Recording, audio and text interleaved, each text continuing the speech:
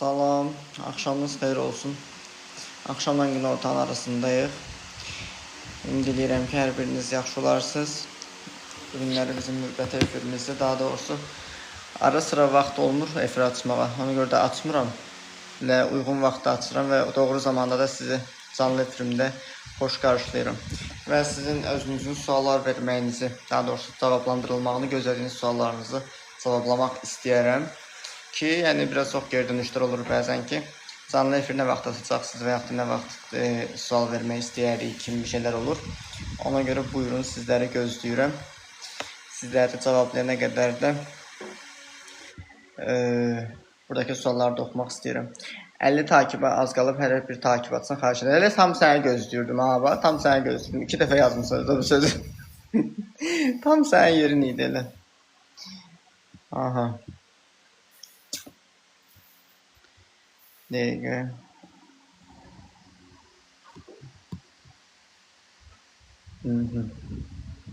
Bəzən hiss edirəm ki, həyatda öz yerimi tapa bilmirəm, istədiyim heç bir şey edə bilmirəm və ailəm mənə mane olur, ailəmi necə susdura bilərəm. Həyatda sizə mane olan əslində özünüzsünüz, ailənizi önəmsədiyiniz qədər onlar sizə mane olacaqlar. Yəni biz insanları, belə deyim də, önəmsəməsək, onlar bizə heç bir şey edə bilmirlər. Onları əslində qidalandıran bizim özümüzün öz enerjimizdir. Bu baxımdan da, yəni sən əslində hansı enerjini canlandırırsansa, həmin enerjide olan insan əslində energetik olaraq sənə o duyğunu qaytarır. Ona görə də yəni ailənizlə mental olaraq halallaşmağı bacarırsınızsa halallaşın. O duyğunu da yəni buraxın. Çünki ailəniz sizdəki o, belə deyim də, tabiçilik rolunu gördükləri qədər, qurban proqramını gördükləri qədər sizi əzməyə çalışacaqlar.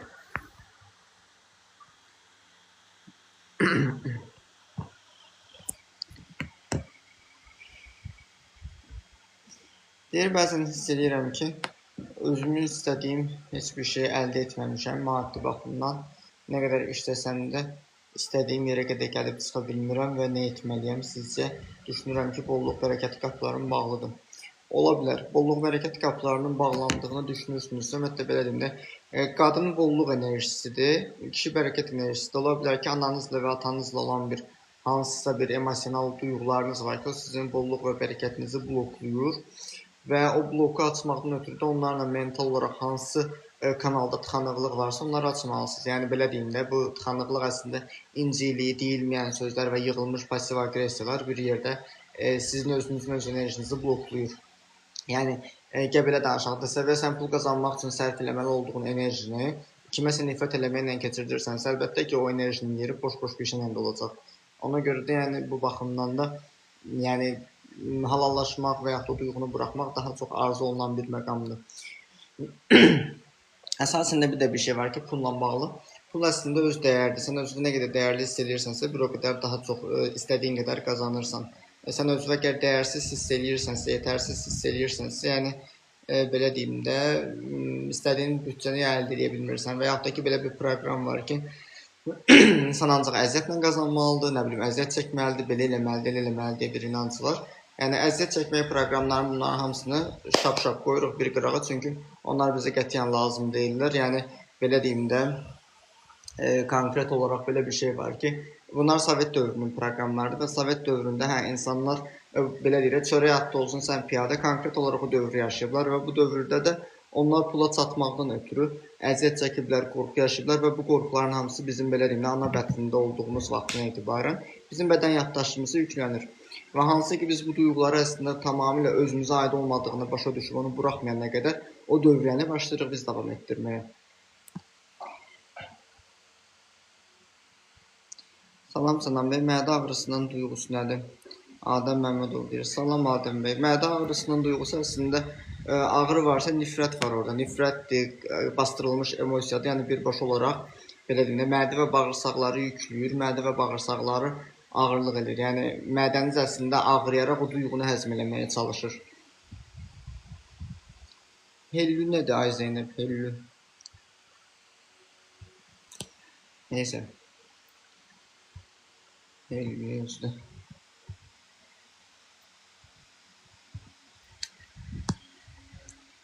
Qorxunu necə dayandıraq? Qorxunu dayandırmaqdan ötürü belə danışanda, sən nədənsə qorxursansa, məsəl üçün bayıra çıxırsan, mənə maşın vurar, ölərəm. O qorxu səndə niyə var? Demək ki, nə vaxtsa sən bayıra çıxmağı istəməyiblərdin, sənin başını ancaq qorxu ilə aldadıblar və bunu dedikləri yaş 7 yaş, 6 yaş, 5 yaşında olduğun vaxtdır. Sən qayıdıb həmin o mental olaraq o yaşla üzləşib əslində reallığı indiki sənə və uşağı izah edəndən sonra o qorxunu buraxandan sonra o qorxu dayanıb gedir. Amma yoxsa mən qorxduğum şey belə deyim də meditasiya edeyim və ya hər hansısa bir rahatlama texnikası edeyim, hər hansı bir şey edeyim, o ilə keçib getmir. Əksinə, əgər belə bir şey var ki, məsəl üçün qaranlıqdan qorxursansa, işığı söndürüb oturursan qaranlıq otaqda və qaranlıq otaqda oturandan sonra sənin beynin əslində qaranlıqda qorxulu bir şey olmadığının, var olmadığının təsəvvürünü yaratdığına görə qorxunu dayandırır. Amma bunu sən şüurlu şəkildə idarə edirsən. Çünki qabaqcadan deyirsən ki, belə deyim də, mən qorxmamalıyam, qorxulu heç nə yoxdur. Ona görə özünə yer etdiyin təlqindir və o təlqində sabun köpüyü kimi olur. Yəni bir yerdən sonra üfürürsən, şişir, sonra partlayır. Və gərəksən hər dəfə onu şişirdəsən, yəni buna dəqiq düşünürsünüz ki, yəqin ki, zaman qalmır və enerji çatmır. Ona görə də bu nəticənin qalıcı olmağından ötürü, yəni elə ora gətirirəm ki, necə bitirmək olar bu qorxuları, heç nə. O mütəxəssis yardım almalısınız, əgər özünüz bacarmırsınızsa, o duyğunun ilkin gəldiyi məqam ağrı işlənməlidir. O işlənib keçməyənə qədər, yəni sizə ağrıdacaq. Yəni bilmirəm indi sizdəki hansı qorxudur, belə deyim də, qorxular, engelər qorxular. Ümumiyyətlə, qorxunun bir də belə bir funksiyası var ki, sən hər hansısa bir duyğunu yaşayırsan, uşaq olursan və uşaq ağlından hansı reaksiyanı verəcəyini bilmirsən, özünü itirirsən deyə qorxu yaşayırsan. Əslində, oradakı yer çaşqınlıq da olur əslində onun kökündə. Yəni, bilmirəm indi siz nə yaşamısınız və yaxud da digər insanlarda da olur ki, ölüm qorxusu olur və yaxud da mən öləndən sonra necə yaşayacağam deyirlər, öləndən sonra hara gedəcəm deyirlər. Baxırsan ki, yaşayıb sağ bədənini heç dəyərləndirə bilmir, oturub öləndən sonranın dərdini çəkir. Avtomatik olaraq ona sual verirəm ki, öləndən sonra nə olacaq sualını vermək, yəni niyə ölmək istəyirsən ki, niyə onu görmək istəyirsən ki, öləndən sonra görəcəksən də, yəni söhbət də bundan gedir. Yəni sən fərqindəlik yaşayana qədər ki, mən əslində fiziki bədənim öləndə mənim ruhum ölmür. Əslində mən kainatın bir enerjisiyəm, bir parçasıyam, sən dərk eləməyənə qədər həm fiziki bədənin ölməyindən qorxacaqsan ki, bu da eqonun ölümüdür ki, mən unudulacağam, nə bilim, mən heç kim xatırlamayacaq, mən nə bilim, heç kim sayı hesabı qatmayacaq. Əslində bu egoizmdir ki, bir yerdə davamlı olaraq göz önündə bulunmaq, diqqət çəkmək istəyirik ki, bu da ki, o diqqət çəkmək istəyən insanların ölüm çox qorxulu yuxusudur. Ona görə də yəni doğulduğumuz vaxtda, doğulmamışdan qabaq biz var olduğumuzu düşünməmişiksə, hiss etməmişiksə və yaxud da başqa bədəndə yaşayaraq bunu anlamamışıqsa, heç bir vaxtda biz onu anlamayacağıq. Deyir, salam, oğlumun 16 yaşı var, əsəbləşəndə qapını çırpır, çalışır ki, qırılsın. Əslində sizə qarşı olan aqressiyanı göstərir, ya sizə və yaxud da hər hansısa bir daxilinə bir aqressiya var, onu birbaşa olaraq qapını çırpmaqla sakitləşdirməyə çalışır. Yəni biz o vaxt ətrafa zərər veririk, qab-qaşığı sındırırıq ki, bizi daxilən heç kim eşitmir, ruhən görülmür heç kim bizi və ona görə də davamlı eşidilməkdən ötürü, görülməkdən ötürü ətrafı sındırıb dağıtmaq ehtiyacını duyuruq. Ona görə də oğlunuzun özünə oturub söhbət edə bilərsiniz və agressiya ilə yox da normal bir neytral yanaşma ilə oturub söhbət eləməyə bacarırsınızsa, agressiyasının kökünü araşdıra bilərsiniz. Çünki yəni uşaqlar əslində belə deyim də, valideyn elə bilir ki, uşağı doğurur, amma anlamır ki, özündən özünü doğurur. Yəni doğduğunuz uşaq əslində sizin özünüzün bir parçanızdır ki, o sizin imtahanınızdır, siz də onun imtahanısınız.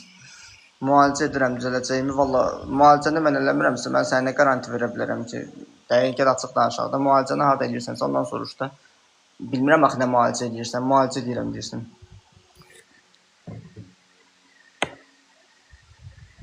Amma ki, oturub söhbət edə bilərsiniz, onu özündən soruşa bilərsiniz ki, onun kökü nədir.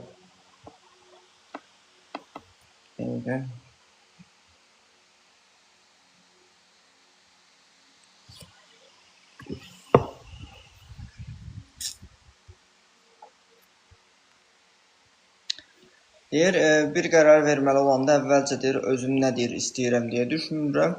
Hamı üçün hansı seçimi daha yaxşı olar deyə düşünürəm. Yəni, məsəl üçün, mən bir qərar aldımsa, bəlkə bu insanlara zərər verəm və verməsin deyə tədbir almağa çalışıram. Sən qərar aldığın qərar əgər cinayət deyilsə, öz xeyrivi olan bir qərardırsa və insanları doğrudan da əzmirsə, yəni, belə deyim də, verdiyin qərar normaldır, amma həmən qərar verəcəm, insanlar mənim qərarından sıxılacaq, özləri bilərlər. Yəni ki, belə deyim də, sən evlənib ailə qrup uşaq doğacaqsansa, buna görə kimsə sıxılacaqsın, doğmayım.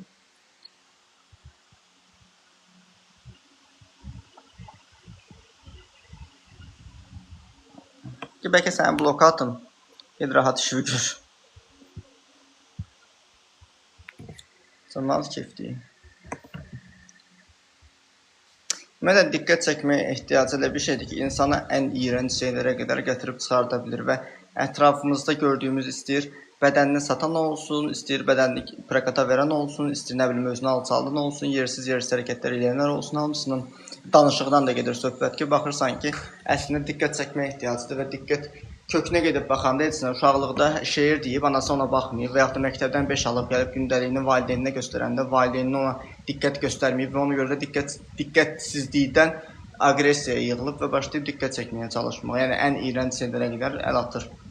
Bu baxımdan da, yəni belə deyim də, ətrafımızda belə insanlar çox olur. İstənilən halda təəssüflər olsun ki, kütlə bu yerə doğru daha çox gedir ki, sən diqqət çəkirsənsə səni adam yerinə qoyurlar, diqqət çəkmirsənsə adam yerinə qoymurlar deyə bir inanc var. Yəni əslində belə deyim də, mən əgər belə deyək də, elə bir insanların diqqətini çəkəcəmsən, yaxşı heç kim görməsə daha yaxşı deyə düşünürəm. Yəni diqqətini çəkdiyin insan sən əgər belə deyək də, normal bir kütlə deyilsən.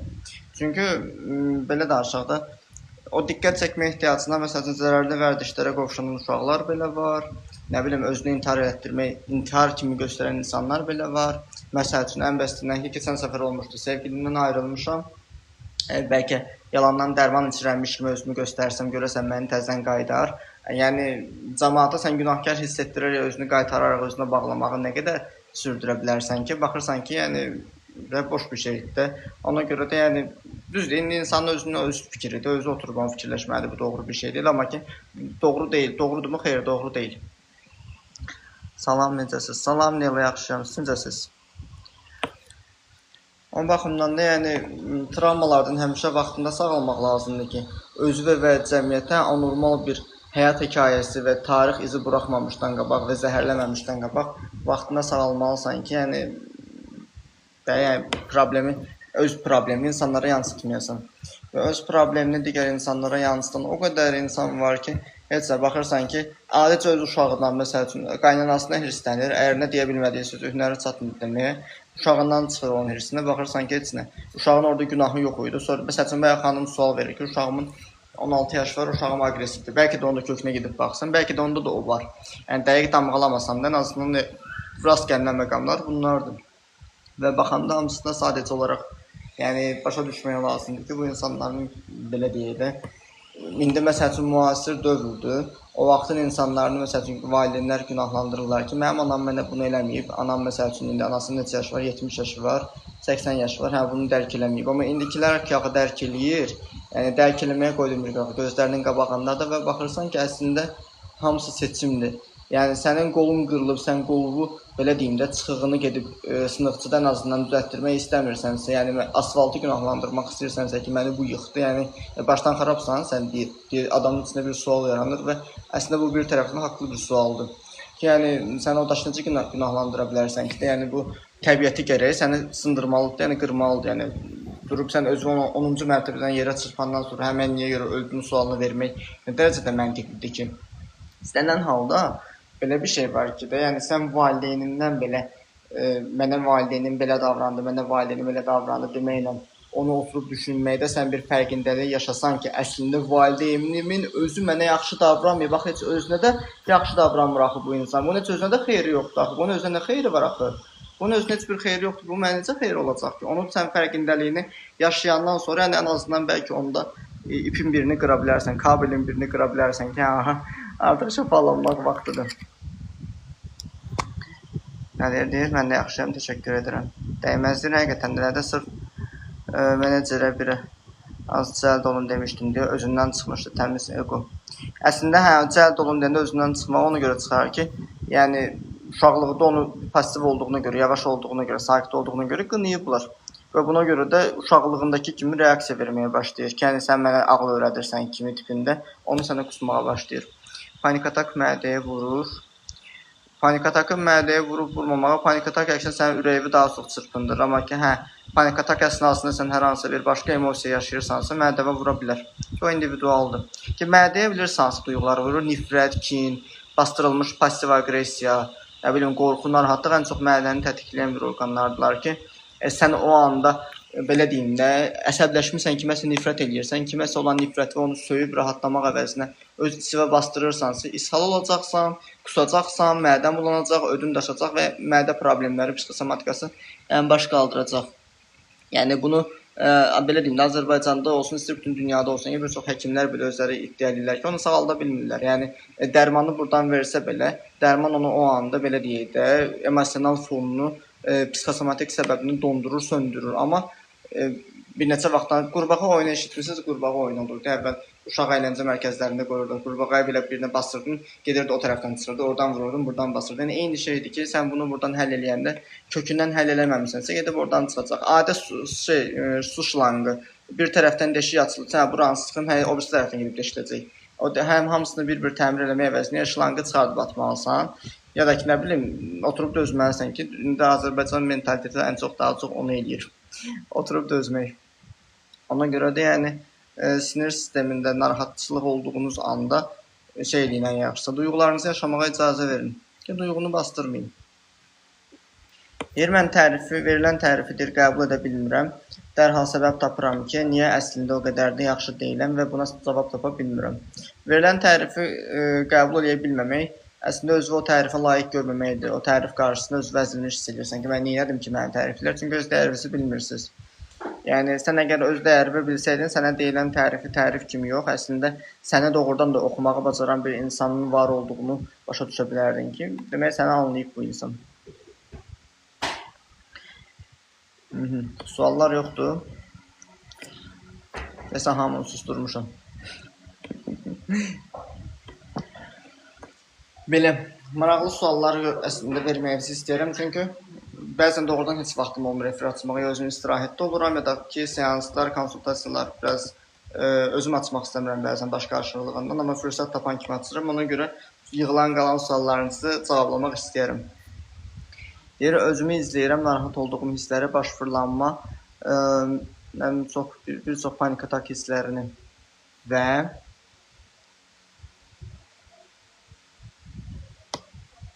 mənə deyir, mesaj gec gələndə normal olduğunu bilirəm, amma beynim dərhal məndən soyudu deyə senari deyir, qurur və ən çox da atamla yazışanda bu daha çox olur.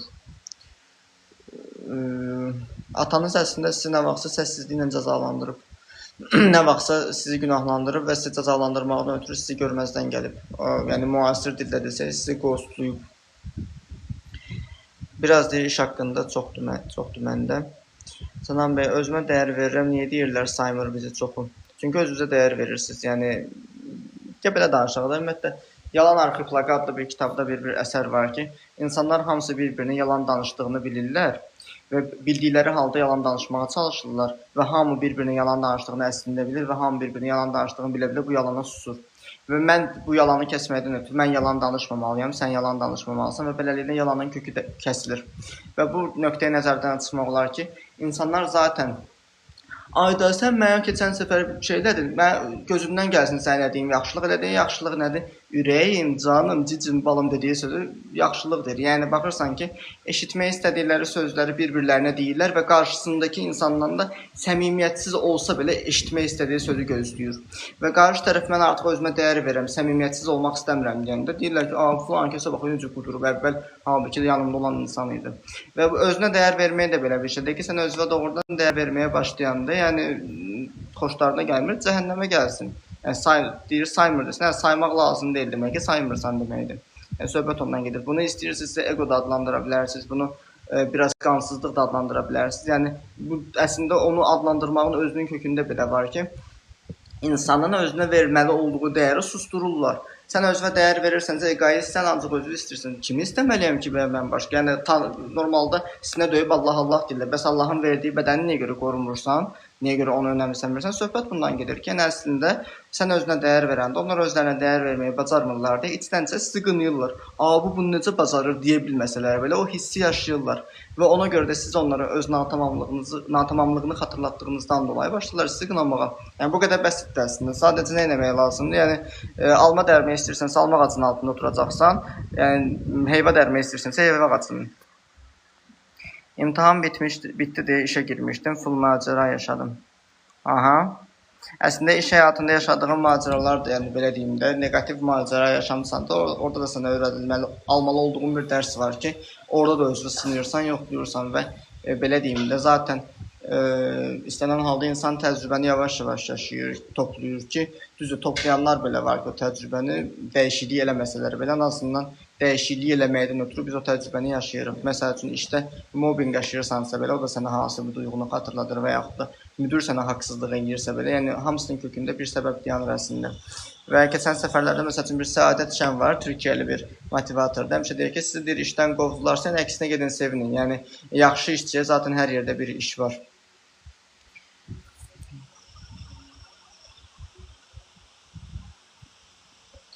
Deyir, bir insanı qalmağa zorlamıram. Gəldin, xoş gəldin, getdin, xoş getdin. Aha, elə olmalı da zaten. Yəni niyə zorlamalısan ki? İstənilən halda belə də bir şey var ki, insanlarda qaçınqan bağlanma sindromu var. Sən onu qalmağa zorlasan, sıxılacaq, amma sən onu zorlamadığına görə də deyəcək, məni niyə zorlamadı, niyə məni istəmədi? Yəni bunu yaşayırlar ki, yəni sən bir insan üçün özünü öldürsən, qaçır səndən, özünü öldürməsən sənə tərəf gəlir. Baxırsan ki, yəni əslində kökündə qaçınqan bağlanma dəyərsizlik sindromu var ki, bir çox sevgili münasibətləri belədir. Ki, sevgilisinin münaqişə yaşayır və ya da mübahisə yaşayır. Hə, əgər o ona addım atırsa, demək ki, şeydir də, bunu sevir, onda da başlayır ondan sıxılmağa, adiləşir gözündə, addım atmırsın da, ayda, niyə görürsən məndən qaçır, görürsən məndən başqasını sevirmi, gedirlər falçılara. Budur. Elədir, çıxarılma səbəbim isə sırf sistemin səhv olduğunu üzünə vurmuşam deyə oldu. Adam problemlidir də, demək öz səhvini qəbullanmaq istəmir. Demək ki, səndən başqa digər işçiləri rahatlıqla, belə deyim də, çox üzr istəyirəm, axmaq yerinə qoyub işlədir deyənə və sən onu bacarmırsan, onun axmaqlığına yem olmamısan, onu reallığı görməyi bacarmırsan, o da onun xoşuna gəlməyib. Yəni, əslində, onun özünün problemidir ki, yəni mən sənin axmağın olmaq istəmirəm deməkdir. Xoşu gəlmir, gəlməsin. Yəni, gəlməyəcək də zaten. Normaldır. Deyir, hə, məni etikasız çıxartdı. Problem əslində odur da, yəni deyir ki, abırsızdan abırvı gözləmək lazımdır. Yəni, o fahişəni fahişə çıxardır söhbəti də əslində o. Deyir, zor eləmirəm heç kimi, heç nəyə, çünki həyat bunu tələb edir, ağırlıqlar gəlir.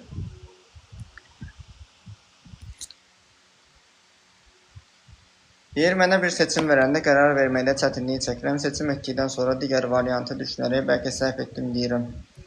İnsan nəyə görə verdiyi qərardan sonra belə alternativləri düşünməyə davam edir. Alternativləri düşünməyə davam elədiyiniz qədər bir kiçik nöqtədə alınmaz qorxusu yaşayırsınız. Ki, yəni, belə deyim də, A-dan Z-yə qədər variant tapırsınız. Amma mən əgər hər vəziyyətə hazırlıqlıyamsa, özümü hər vəziyyətə idarə edə bilirəmsə, yəni yanğını nə vaxt söndürürlər? Yanğın baş verəndə suyu götürüb söndürürlər. Amma mən davamlı yanında su gəzdirirəm ki, yanğın olsun. Mən niyə yanğın arzulayıram? Niyə qorxuram? Kökünə baxmaq lazımdır.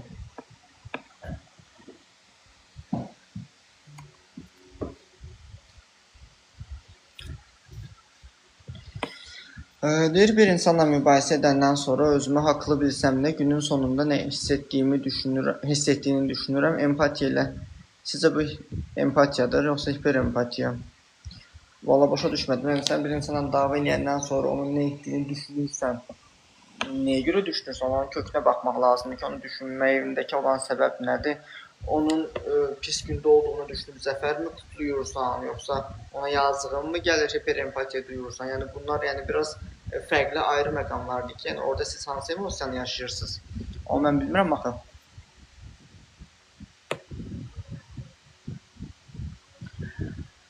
Deyək kimsə məni səhv başa düşəndə özümü saatlarla izah etmək istəyirəm, doğru olmadığını bilirəm, ancaq bunu dayandıra bilmirəm, nə edə bilərəm?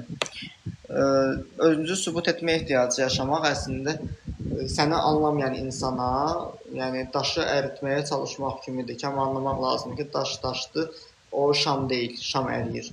Yəni bu baxımdan da dayandırmalısınız, özünüzü sübut etməyə dayandırmalısınız, özünüzə sual verin, gözünüzü yumun və özünüzdən soruşun ki, əslində səni anlamayan və özünü davamlı olaraq onu sübut eləməyə çalışdığın prototip rol modeli kimdir?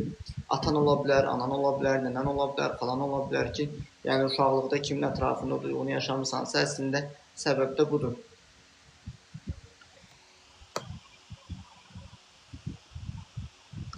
Deyir, heç kimə yazığım da gəlmir, çünki heç kimi qurban roluna da girmirəm. Aha, bir xidmətçi isə tam qadın düşməni idi. Tətil edəndə də yerimə gələn əvəzedici işimi almağa çalışırdı. Aha. Salam, xoş gördük. Niyə mən hər kəsdən uzaq qaçıram? 30 yaşım var. Hər kəsdən uzaq qaçmaq əslində belə deyim də, şəxsən mən də insanlardan qaçıram, amma insanlardan qaçmağım onlardan qorxum deyil, özümün enerjimi lazımsız insanlara sərf etmək istəmədiyimə görə mən indi insanlardan qaçıram. Yəni özüm enerjimi qoyuram. Düzdür, hərdən anormal insanlarla görüşmək məcburiyyəti yaranır. O reallığı inkar eləyə bilmərik. Çünki mən nə qədər yaxşıyamsa, bir o qədər də anormalla yaxınlaşmalıyam ki, o balans tarazlansın. Amma bu məni qorxudursa, demək bir yerdə mən özüm haqqında hər hansı bir məlumatı bilmirəm. Bu məlumatda əslində mənim öz dəyərim olur ki, demək mən həyatda öz yerimi və öz yaradılışım haqqındakı dəyəri dərk etmirəm deməkdir ki, ona görə mən insanlardan qaçmağımda belə özümü qınayıram. Bəlkə axmaq insanlardan qaçırsınız və bəlkə də olduğunuz mühit normal deyil. Çünki bəzən olur ki, insanın özgüvən problemi olmur. Bəzən olur ki, insanın sosial fobiyası və ya təşviş pozuntusu olmur. Sadəcə onun ətrafındakı belə deyim də insanlar doğru olmadığına görə orada sıxılır və o sıxılmanı biraz tamam başqa cür travma kimi yaşayır. Travma olduğunu düşünür. Kökünə baxırsan ki, əslində heç travma yoxdur. Ora sadəcə belə deyim də Azərbaycanlı və yaxud nə bilim Türk Çinlilərin içində dil bilmir. Dil bilmədiyinə görə də anlaşa bilmir. Ona görə də qaçır, ölkəsinə qayıtmaq istəyir. Deyir, boşanma dədə-baba travmalarından gəlir, onların bağlarından. Əslində bütün travmaların bütün kökü bizim nəslimizdən gəlir. Hətta biz o nəsildən ilkin gəldiyi anı biz bilməsək belə, seanslarda ailə ritmi terapiyası adlı bir terapiya var ki, mən onu seanslarda normal, individual şəkildə, kollektiv yığmadan sırf tək fərdi şəxsən işləyə bilirəm. Yəni, belə deyim də, nəsil karmalarla üzləşirsən, nəsil karmalarının sənə bugünkü gündə verdiyi yükləri buraxırsan və boşanmağın da kökünə qayıdıb baxmaq olar ki, boşanmaqla bağlı hansı travma var? Boşanmaqla bağlı travmaya qayıdanda baxırsan ki, ya o vaxt çox, nə bilim, avtoritet dövrü olub, atası icazə verməyib qızını boşanmağa, nə bilim, atası öləndən sonra və yaxud da əri, nə bilim, türməyə girəndən sonra, ya öləndən sonra boşanıblar. Baxırsan ki, əslində kökündə bir çox şey var ki, boşanmaqla bağlı bir şey var. Və kökünə baxanda da mən evlənmək istəmirdim olur onun kökü. Aha, burada da maraqlı bir məqamdır ki, evlənmək istəmirdim. Bəs niyə görə evlənir? Heç nə. Atamdan qorxurdum, anamdan qorxurdum, evdə qalıb əxlaqsız olardım deyə deyiblər, travma yüklüyüblər və ona görə də öz adını qorumaqdan ötürü, cəmiyyətin dırnaqarası belə deyim də, mavi tıkını təsdiqini almaqdan ötürü onu edirlər. Ona görə də yəni ki, qırmaq olur, nəsil karmalarını qırmaq olur. Düzdür, baxıram ki, hamı 200-lüdür, işi düşəndə məni axtarır. Siz də onlara işi düşəndə cavab verin. Bir ikinci olmağa məcbur olmaq, sözümü desəm, tərbiyəsiz adlandırılmaq və s. İkinci olmağa məcbur olmaq sözümü. Sözünüzü sən tərbiyəsiz adlandırılmaqdan qorxursunuzsa, demək nə vaxt uşaq vaxtı öz haqqınızı tələb eləyəndə qudurğan uşaqsan, böyüyə cavab qaytarırsan, dilini kəsəcəyim səni deyərək mühakimə ediblər və səni qınayıblar. Ona görə də bugünkü gündəki Leyla o qorxunu uşaqlığında verdiyi reaksiyanı əslində yaşayır ki, onu tapıb sağaltmaq lazımdır. Yəni, belə deyim də, durduğu yerdə sən kimisə söymürsən, durduğu yerdə kimisə acılamırsan. Yəni, quyruğun bastalananda sən qışqırırsansa, yəni bu normal bir şeydir. Xeyr, yeni iş yerdə full evin travmaları idi. Elətdə, yəni biz hara gediriksə, belə deyim də, öz enerjimizi də aparırıq. Yəni, bir göyərçin olur, daha doğrusu qaranquşla göyərçin olur. Orada demək, göyərçin yuva qurur və yuvasını xarab edir də, yəni batırır, nəcislə də olur, batırır. Ondan sonra da köçür başqa bir ağacda yuva qurmağa, təzin oranda batırır, oradan təzin köçməyə qərar gəlir. Qaranquş da ona əslində deyir ki, yəni yuvanı çirkləyən sənsən, hara gedirsənsə oranı çirkləyən sənsən. Sənin əslində ətrafındır onu çirkləyən. Yəni sənin düşüncələrindir ki, mən hansı enerjini yayıramsa, o enerjini də mənə qaytaracaqlar. Məsəl üçün, sən filan özündə nöqsan kimi görürsən, məsəl üçün düşünürsən ki, ayda mənim saçım məsəl üçün belədir, ayda mənim gözlərim əyridir, qaşım əyridir deyə düşünürsənsə, filan kəs səni üzələyəcək, ayda sənin özünlə gün də sən deyəcək və o şey səndə rezonans yarattığına görə, sən özünü qəbullanmadığına görə o enerjini sənə qaytarırlar. Bu baxımdan da yəni təəccüblənmirəm əslində sənin iş yerində yaşadığın problem məni təəccübləndirmir, çünki normaldır. Və digər bir iş yerinə də getsən, sən bu iş yerində aldığın imtahanı sən əgər tam verməmisənsə, keçmirsənsə, eyni şeyi yaşayırsan. Yəni duyğu olaraq təkrarını yaşayırsan. Yer uğurlar, təşəkkürlər. Yer hə adama qəribə gəlir, elə bil sehirli dünyadayıq. Yəni əslində ki belə danışaq ki, hər bir insanın özünün bir doğrusu var. Yəni cəmiyyət, elm nə qədər araşdırmağa çalışsalar da, nə bilim, ateizmlə Tanrını məğlub eləməyə çalışsalar belə və yaxud onun real olduğunu söyləməyə çalışsalar belə, mən bu inancları doğru qarşılayıram və heç kim reallığı qayıdıb tapa bilməz ki, dünya necə yaranıb. Və bu baxımdan da o reallığı heç vaxt bilməyəcək, amma hər bir insanın özünün öz doğrusu var.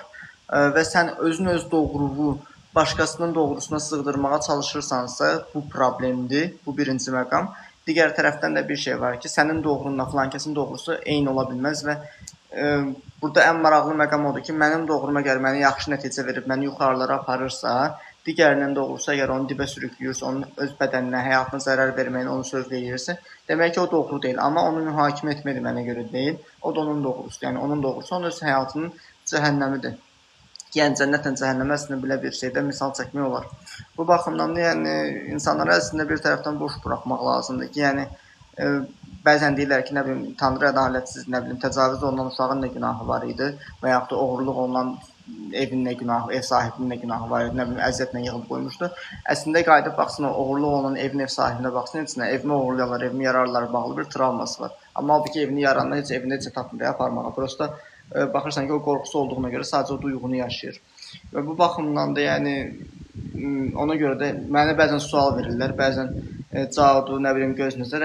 Əksinə mənim o şeylərə daha çox gülməyim gəlir. Çünki mən cadudan, göz nəzərdən qorxuramsa, o mənə daha çox təsir edir. Məsəl üçün, sən bugünkü gündə mənə hər hansı bir sözünlə idarə edə bilirsənsə və yaxud da ki, mən sənə qarşı şəxsi sərhədlərimi qorumağı bacarmıramsa, yəni sən qayıdıb, hə, mən götürdüm, bunu nə bilim, bükmələdim, hə, mən gedib sənin enerjisini bağlayacam deyirsənsə, zaten bu enerjini mənim adımı çəkərək mənə ötürürsən və onu mənim üzümə deməmiş belə, mənə auranı ötürdüyünə görə mən hə, negativi yaşayıram, çünki mənim buramda bu qorxu var. Və mən demək ki, aşağı frekansda və aşağı tezlikdə titrəyirəm deməkdir. Və mən qayıdıb o inanclardan çıxıb və yuxarı titrəşmə qalxandan sonra harda görmürsünüz ki, belə deyim də, belə danışaq ki, hansısa bir aşağı, mesela ağlıma heç bir misal gəlmədi, onu deməyəcəm. İndi sadəcə belə bir şey deyə bilərəm ki, aşağı ilə enerjili insanlarla yuxarı enerjili insanların enerjisi heç vaxt uyğunlaşmır, zidləşmə yaşayırlar və o ona təsir eləyə bilmir. Bu baxımdan da yəni təsəvvür ki, sən yumurtanı yerə çırpırsansa, yumurta qırılıb suyu yayılırsa yerə, hə, demək ki, bu yumurta bişməmişdir. Amma bişmiş yumurtanı, enerjisi yuxarı olan yumurtanı sındırsan belə o yumurta çartlayır, qabığı çartlayır, amma özü bərk olur, bərk halda ortada qalır. Bu baxımdan da yəni bir çox insanların yəni hər şeyinə baxırsan ki, əslində şey deyirlər də, məsuliyyəti yıxmağa çalışırlar. Mən bugünkü gündə bu əziyyəti çəkirəm, mənim anam günahkardır, aha, burada anamı günahlandırdı. Mənim filan xasiyyətim əslində mənim bürcümdə belə yazılmışdı. Ona görə də düşünürəm ki, mənim taleyimdə nə edə bilərəm ki, aha, bunu da qoydum bir qırağa. Mənim filan rəqəmimdə ayın tarixində, ayın 7-sində doğulmuşamsa, mənim filan rəqəmimdə filan bir şey var ki, bunu yaşayacağam, ona görə mən bunu yaşayıram, aha, bunu qoydum bir qırağa. Allah məni imtihan edir, ona görə mənim başıma daş düşdü, bunu da qoydum bir qırağa. Və baxırsan ki, əslində hər bir inancı başına gələnləri, sən düşünmürsən ki, dayanmırsan daşın altında, sən mənim başıma daş düşür, anlamırsan ki, qırağa çəkilməyə məsuliyyəti səndədir və sən qayıdıb orada daşı günahlandırıb öz məsuliyyəti və özündən itəliyirsənsə, yəni ki, bunun sosial maskası olaraq bürc, numerologiya, nə bilim, dini faktorlar hamısı burada rol oynayır və adamın üzünə dayanırlar ki, yox, mən bunu buna görə yaşayıram, tamam, yaşa, sənə sözüm yoxdur, amma ki, bu doğru deyil, axı yanlışdır da, yəni baxırsan ki, taleyi insan özü seçir, seçimini insan özü seçir. Deyir, haqlısınız, hər kəsin öz ritmi var. Adi cəvvələr takıntı etdiyim deyir, şəxsin adı Sənan Yedi, sizinki də Sənandır, menecerin adı Sənan. Aha. Demək ki, sənin imtihanını sən onlardan alırsan. Bax, biri sənə negativ imtihan verir, bir də sənə pozitiv imtihan yaşadır. O Sənanların balansları səndə tənzimlənir.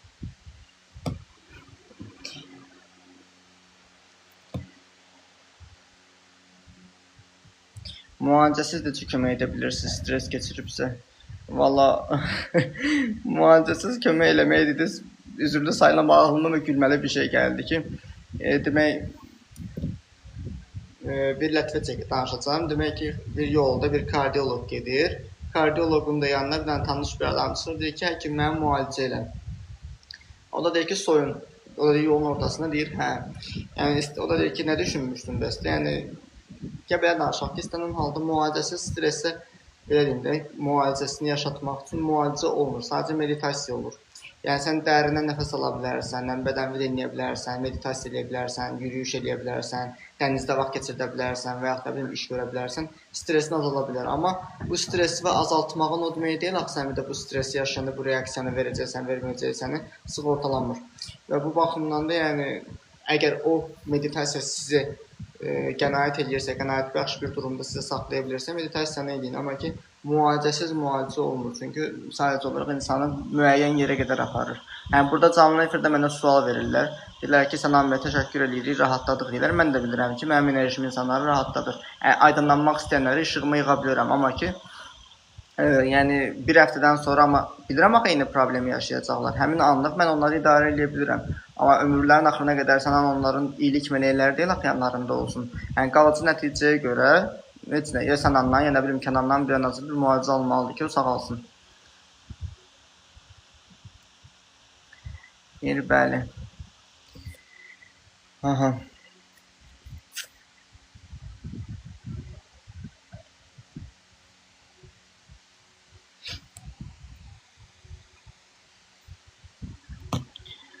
Deyir, mübahisə zamanı demək istədiyimi deyir, bilirəm, amma qarşı tərəfin reaksiyasından qorxub susuram.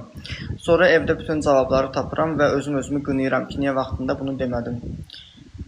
Əslində bu verdiyiniz açıqlama, daha doğrusu sual olaraq yəqin ki, vermişsiniz, niyə bunu yaşayırsınız. Əslində bunun cavabı odur ki, kökündə bir şey deyənir ki, insanların bir-birinin daha da danışıb qeybət eləməyin olan səbəb də budur. Mən, demək ki, sənin üzvə deməkdən çəkindiyim, filankəsin üzünə bu sözü sən bunun xətrinə deyərəm deyə düşüncəm, səni önəmsəməyim, mənim şəxsi sərhəddimə ziyan vurur.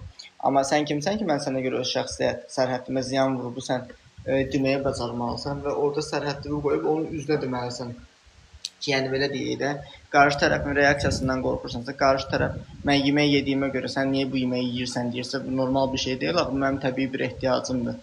Yəni tempoldakı sənin ürəyin istəyən bir şey varsa ki, sən ürəyin istədiyin şeyi reallaşdırmaq istəyirsənsə, buna heç kimin qarışmaq haqqı yoxdur. Yəni qarışmağı düşünürsə, qarışmaqdan haqq görürsə, demək ki, ona icazəni verən sənsən. Ona görə qayıdıb orada harda bir boşluq, lazeyka yaratmısansa, onları təmir eləməlisən. Neçə dəqiqədir biz efirdəyik? 37 dəqiqə. Yeni başqalarının problemi olanda onları sakitləşdirə bilirəm. Amma öz problemim olanda nə edəcəyimi bilmirəm. İnsan niyə özünə başqasına göstərdiyi qədər anlayış göstərə bilmir. Buna tam dərin açıqlama verə bilərəm, amma çox bəsit bir açıqlama verəcəm ki, heç bir insan öz kürəyini kisələyə bilmir. Yəni kürəyini kisələsə belə kürəyini görə bilmir. Ona görə də yəni ən azından kürəyini görməkdən ötürü bir güzgüyə baxmalıdır. Arxasına çevirib güzgüdən özünə fırlanıb baxmalıdır ki, baxırsan ki, orada da güzgüdən yardım alır. Bu baxımdan da yəni insan özünə yardım eləyə bilir kimi görünsə də, yəni bir yerdən dəstək almalıdır.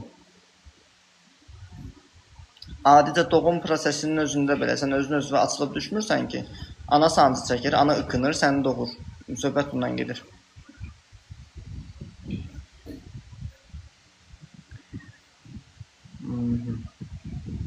Suallar yoxdur başqa.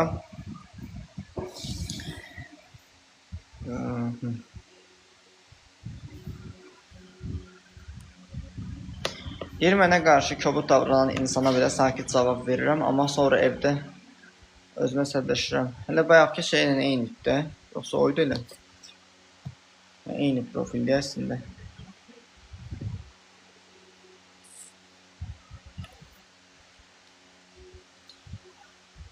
Deyir, bəzən çətin bir hissəsində qəribə yerlərdən kömək filan gəlir, şok oluram. Əslində, kömək gəlməyini, köməyi qəbul eləmək bir şey düşdü ağlıma. Bəzi insanlar ona belə qəribə baxırlar. Demək, bir nəfər çayda boğulur və ölümlə üz-üzə qalır da orada və Tanrıdan kömək istəyir. Bir nəfər gəlir ona qayığı ilə deyir ki, səni çıxardımcı, deyir yox.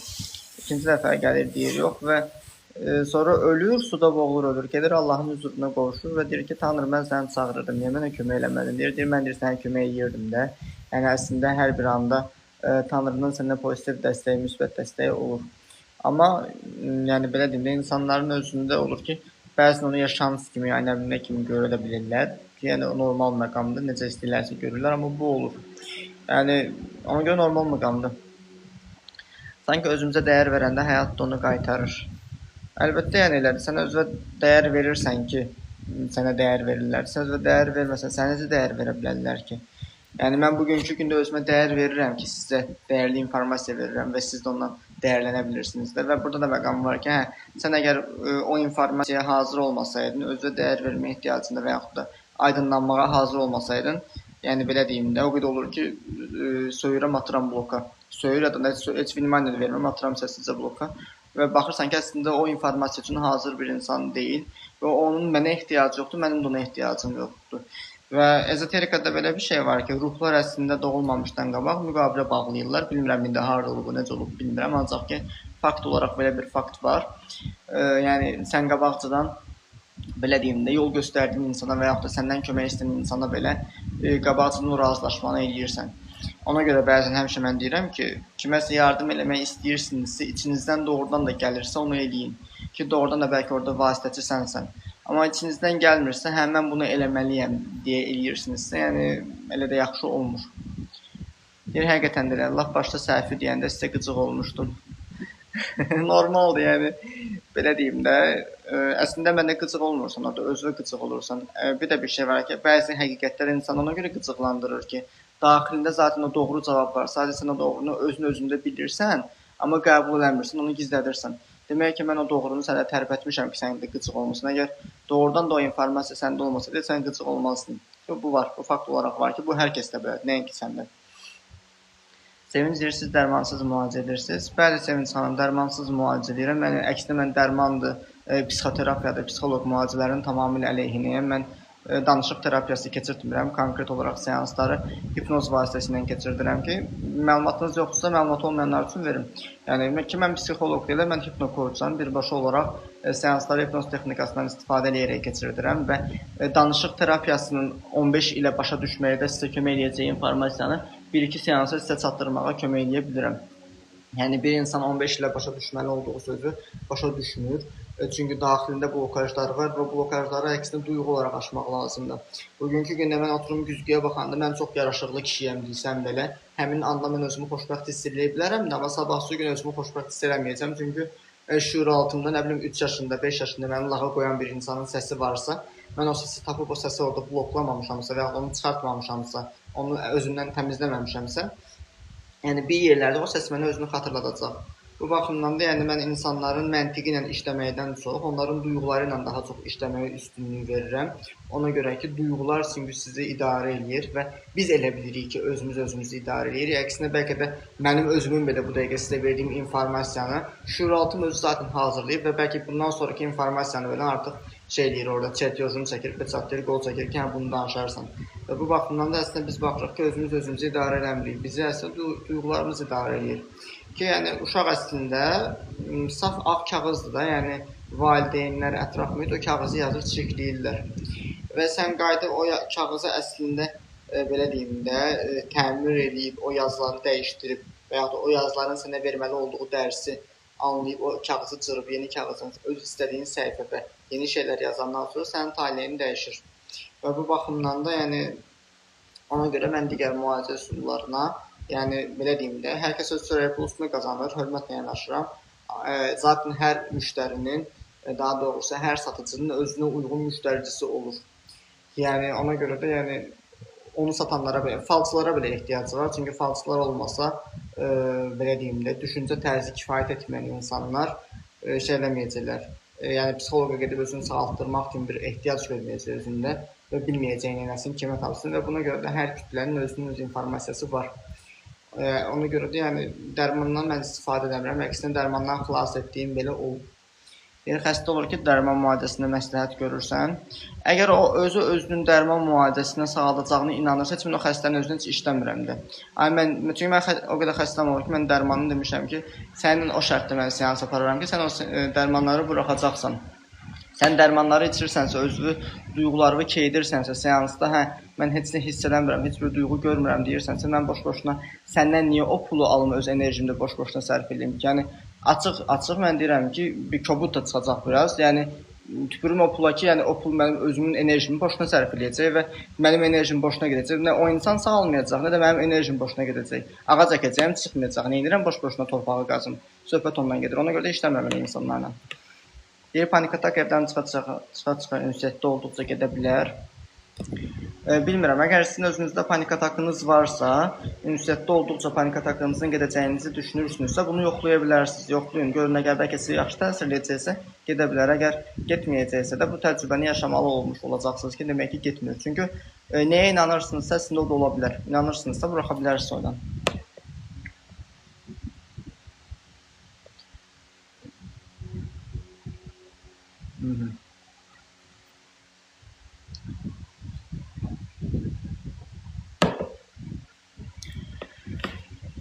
Xanım deyir, bir şeyə həvəsim olur, amma başlayandan bir neçə gün sonra marağım itir.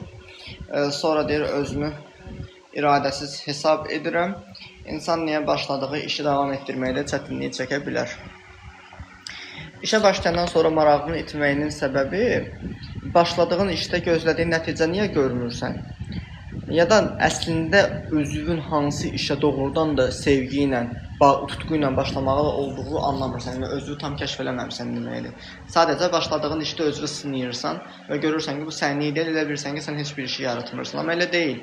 Yəni çox xaricdəki psixoloqlar, ailələr daha doğrusu ən çox da uşaqlarının hansı peşəyə yönləndirməyini anlamaqdan ötürü onu bir ay piano kursuna qoyur, nə bilim, bir ay gitaraya qoyur, bir ay rəqsə göndərir ki, bu uşaq özünü kəşf eləsin ki, harda ruhsal olaraq özünü xoşbəxt hiss eləyir. Yəni keçidən azdan onu yoxlasın. Ona görə də yəni bəlkə də özünüzü yoxlamaq üçün özünüzə zaman verməlisiniz. Siz hansı xəstəlikləri müalicə edirsiniz? Ağlınıza gələ biləcək bütün xəstəlikləri müalicə eləyə bilərəm də, amma müştəri ona inanırsa. Əgər müştəri onun tibbi olduğuna inanırsa, yəni hər hansı bir həkimdən müalicə ala bilər. Psixosomatik olduğuna inanırsa, mən onun psixosomatikasını ondan sağalda bilərəm. Yəni konkret olaraq belə deyim də, istəyir xroniki baş ağrısı olsun, migren olsun, ağlınıza gələ biləcək avtoimmun xəstəliklər belə olsun ki, yəni onlardan qurtulmaq mümkündür. Çünki ümumiyyətlə plasebo effekti və nosebo effekti deyə bir şey var ki, plasebo effekti müsbət inanc sisteminə yüklənmiş bir mənadır. Nosebo effekti mənfi inanmış bir sistemdir ki, məsəl üçün tipdə belə bunu təsdiqləyiblər, psixologiyanın gücünü təsdiqləyiblər ki, insana kapsulanın içində heç bir toz molekulu olmadan boş kapsulanı veriblər və deyiblər ki, sənin ağrıların keçəcək. Və insan ona inandığına görə onun ağrıları keçmişdi. Və mən ona görə həmişə deyirdim ki, insanların əslində istifadə etdiyi dərmanların müsbət təsirlərini oxuyanda daha çox onlara yaxşı təsir edir. Amma elə də adam var ki, dərmanın içində ona heç təsir eləmir, çünki onun inancı yoxdur. Belə bu nöqteyi nəzərdən də baxmaq olar ki, onda heç onun dərman sağaltmır da demək olar, amma demirəm. Ora girişmək istəmirəm. Bir böyük yaşlarda kəkələməni müalicə edirsiniz. Eləyirəm, yəni kəkələmə olan insan əgər onun psixosomatik səbəbinin olduğunu başa düşürsə, işləmək olur. Bir seans var idi, o mənim seansım deyildi, sadəcə bir kollega yoldaşımın bir seansı idi ki, təcrübə olaraq mənə bildirmişdi ki, oğlanın özgüvən problemi var idi. Sən oğlan uşaqlıqdan dili yapışıq böyüyüb və dili bir-birinə kiçik olaraq böyüyüb və pəltək olaraq danışıb. 22 yaşında onun dilinə əməliyyat eləyərək normal danışığa qovuşdurublar. Və onda amma kəkələmənin pəltəkli danışığının travması vardı və onu çərəz özgüvənsizliyi verirdi. Ki, burada artıq o duyğu sağalandan sonra onun, belə deyim də, artıqları da təmizlənir, gedir. Amma dil bitişik deyilsə, dilin fiziki olaraq heç bir qüsuru yoxdursa, sadəcə nitqin özündə hər hansı kəkələmə varsa, kəkələmənin psixosomatik səbəbi var. Onun psixosomatik səbəbi də qorxudur. Ki, məsəl üçün, normal baxırsan danışır, amma əsəbləşəndə özündən çıxanda başlayır dili topuq vurmağa ya da başlayır dili kəkələməyə. Bastırılmış qorxu olur ki, o qorxu başlayır onda kəkələmə olaraq özünü göstərməyə. Bitki tərkibli dərmanlar da olmaz.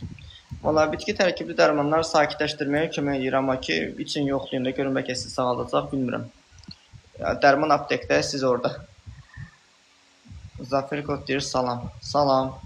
24 yaşım var, kəkələməm var, daha çox həyəcanlandıqda kollektivdə olur və fiziki cəhətdən sağlamam. Fiziki cəhətdən sağlamsınız və özünüz də qeyd edirsiniz ki, daha çox həyəcanlananda kollektivdə olur və həyəcanlanmağın kökünə qayıdıb baxmaq lazımdır ki, sənin nədə həyəcanlanmısan? Necə uşaq vaxtı baxırsan ki, uşaq ağlayır, ağlayır və ana deyir ki, kəs səsini, ud səsini, nə bilim səsini çıxartma, səsin kəsilsin deyir və uşaq qalır belə və həyəcandan, qorxudan ağlamağını da udur və deməli olduğu informasiyanı udduğuna görə heç səsində kəkələmə baş verir və uşaq sakitləşir, uşaq böyür, heç uşaq normal danışır, amma hər dəfə ağlayanda və yaxud da həyəcanlananda başlayır kəkələmə orada özünü göstərməyə.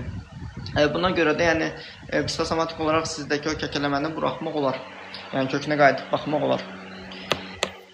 Deyir, telefonu əlimə götürürəm ki, bir şeyə baxım, sonra nə üçün açdığımı unuduram və uzun müddət başqa şeylərə baxıram. Bu sizcə normaldır?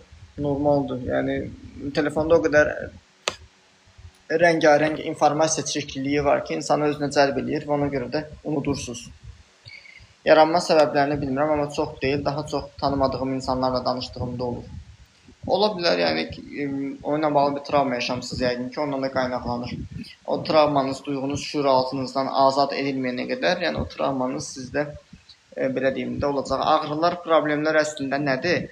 Sən ona görə ağrıyırsan ki, bədən sənə deyir ki, qayıt bax gör, harda bir ağrı problem yaşamısın, onu məni həll elə, məni gör, məni eşit demək istəyir. Bütün ağrılarımız əslində bizi eşitməkdən ötürü, biz onu unutmaq istəyirəm, xatırlamaq istəmirəm dedikcə, o da bizdən dirəşir. Baxırsan ki, insanın özü-özünə düşməndir. Biz özümüzlə düşmənçilik və özümüzlə rəqabətdəyik. Bir tərəfimiz unut deyir, məcbur edir, amma unutmaq istəmirik, xatırlanmaq istəyir. Bütün yaşanan ağrıların hamısı, yəni xatırlanacağı günlərə məhkumdurlar. Xatırlanacaqları günləri gözləməklə məhkumdurlar və o qaldıqları məhkum gündə də ağrı ilə, stresslə, narahatçılıqla, xroniki xəstəliklə başlayırlar orada özlərini göstərməyə.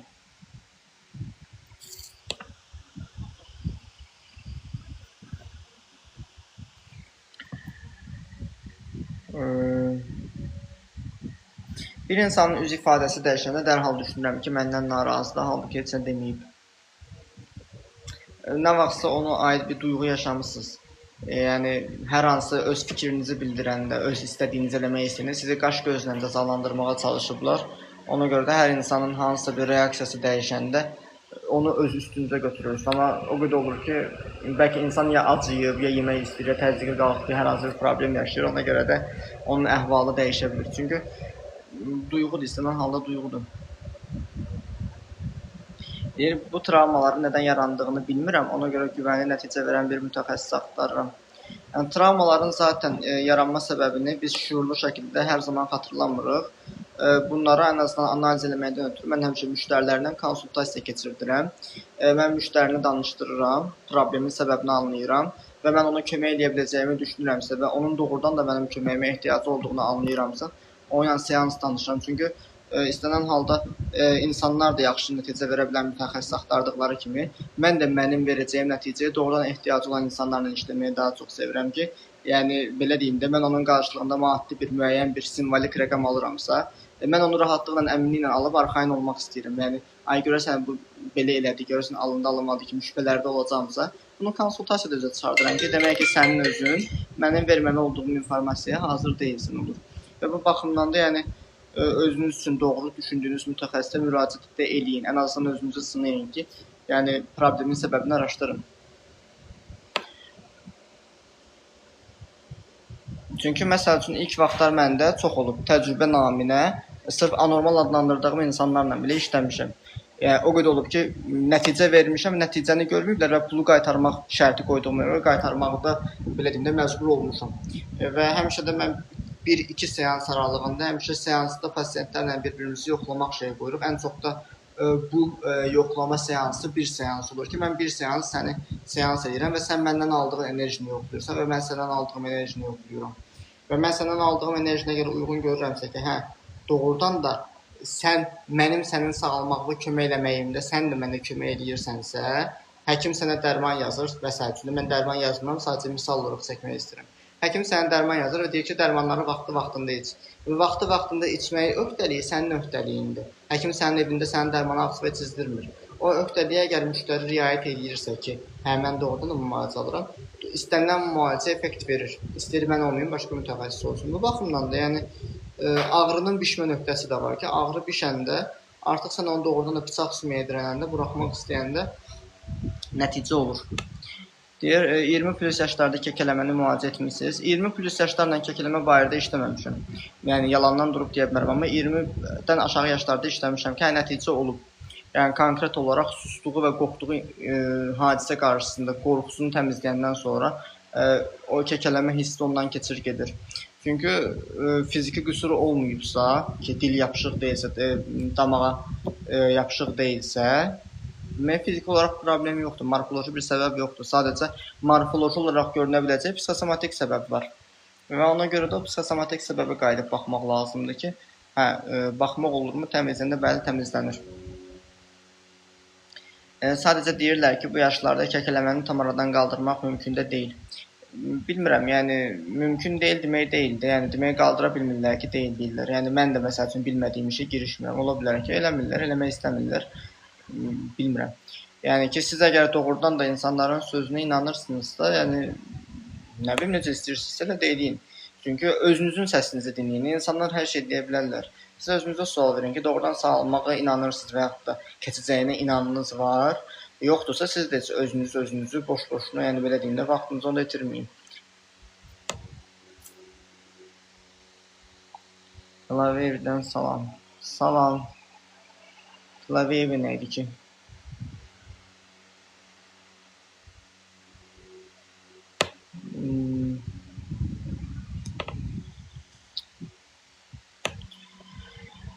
Deyir, bəzən qərar vermək üçün çoxlu insanın fikrini soruşuram. Hamısını eşidəndən sonra isə əvvəlkindən daha çox qarışıqlıq yaşayıram və burada doğru nöqtəni necə tapa bilərəm?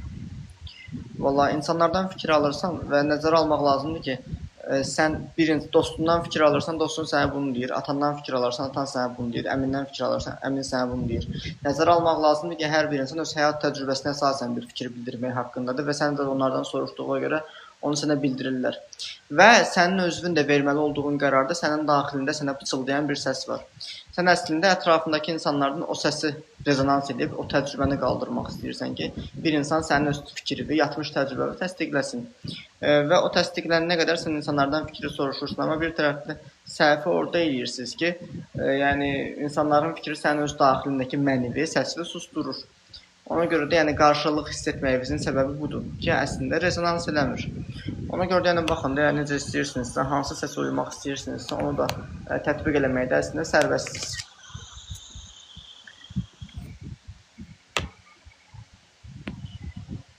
Aha.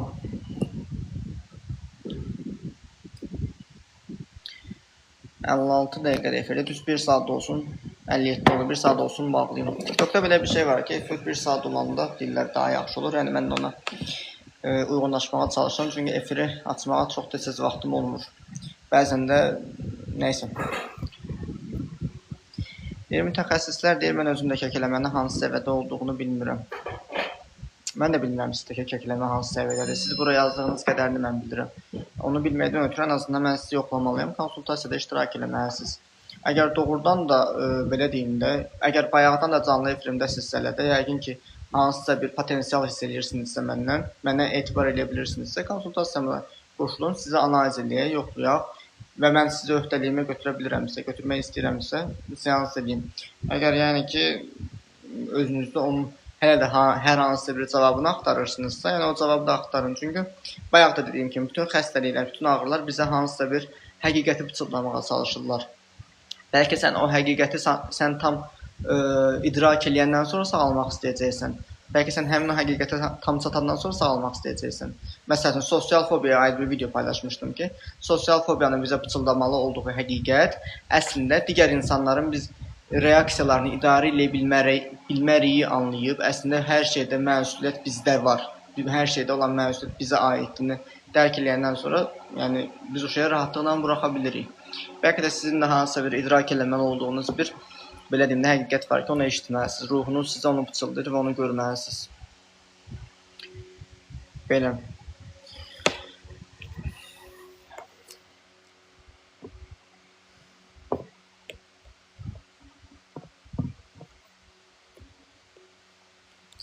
Deyir, bir insanla danışanda söhbət bitəndən sonra kaş bunu deməyəydim deyir, özümü deyir, analiz eləyirəm saatlarla və bunu əslində özgüvənsizlik olduğunu düşünürəm və ona görə bundan qurtulmaq istəyirəm. Nə edə bilərəm? Mütəxəssis yardım əzizim, yəni mütəxəssis yardım almalısınız. Çünki söhbət bitəndən sonra kaş bunu deməsəydim deyirsinizsə, özünüzə sual verin. Dediyiniz cümləni hansı duyğunuz sizi məcbur edir ki, onu ağzınızdan çıxardırsınız? O andakı duyğunuzu analiz eləyin. Eləyə bilmirsinizsə bir mütəxəssis yardım alın. Var idi, travmatik idi. Səlis tanışsam dəyərli olaram fikrinə görə idi. Məndə keçib daha. Ola bilər mükəmməliyyətçilik də olur onda bəzən. Ki, mükəmməliyyətçilikdə də olur o. Məsəl üçün, mənim özümdə də daha çox olmuşdu ki, düzü kəkələmə yox idi mənim özümdə. Mən hər şeyi səlis yerli yerində, elmi sözlərlə danışmalıyım. Məsələn, izahlı lüğətdə yazılan sözlərdə mən indi bunu belə seçib danışmalıyam deyə bir takıntı var idi o məndə. O takıntını mən çoxdan yemişəm və düzdür, ağzıma gələni söyüşdü, vulqar danışmıram. Amma ən azından yəni, özümü mükəmməl olmağa da məcbur eləmirəm. Yəni ki, ehtiyac görmürəm. Bəli, eynisiydi. Yəni o olur, yəni baxırsan ki, seçilməyə ehtiyacı olur ki, həmən qoy bir dənə cümlə qurum ki, o cümlə elmi bir söz olsun. Hamı onu araşdırsın, görəsən bu nədir belə. Yəni ehtiyac görmürəm. Bir şey əldə edəndə sevinirəm, sonra əvvəlki gün deyir, adi gəlir mənə və yenisini istəyirəm. Əslində əşya istəmirsiniz siz. Daxilinizdəki hansı bir duyğu var, onu yaşamaq istəyirsiniz. Fiziki olaraq o əşyanı almaqla o duyğunu özünüzdə tamamlayacağınızı düşünürsünüz, amma hər dəfə də yanılırsınız. Və bu yanılğınızı qəbullanmaq istəmirsiniz. Ancaq pulda, malda, mülkdə görürsünüz hər şeyi.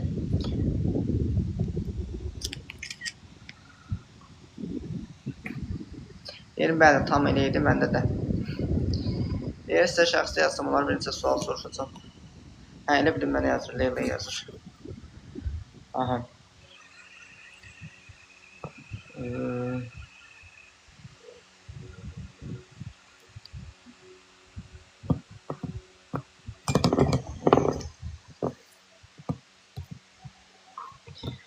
Mən bir sirri danışanda onu qoruyuram, amma öz sirrimi heç kimə demək istəmirəm. Bu sizcə xainlikdirmi? Xainlik sayıla biləcək dərəcədə güvənsizlikdir. Ki, özünə güvəndiyin qədər, daha doğrusu özünün sirrinin kiməsə yayılmağından qorxursan deyənə, insanlara da orada hörmətlə yanaşaraq onları profesional şəkildə qoruyursan. Amma insanlardan eyni qarşılığı görmürsən, amma deməyə də istəyirsən deyə bu zidləşməni yaşayırsan. Yəni, o güvənsizlik hissində əslində özünüzə verməli olduğunuz sualınız var ki, siz hansı insana sir verib də kazık yemişsiniz, türklər demişkən və iddianızı iş çeviriblər və sizə xəyanət ediblər ki, o qorxu sizdə var.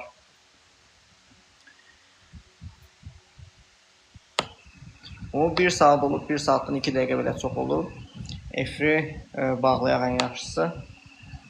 Suallarınız da yoxdursa, yekunlaşaq. Bacardığım qədər sizlərlə efirdə görüşəcəm. Bacarmadığım qədər görüşməyəcəm. Ona görə də sağ olun.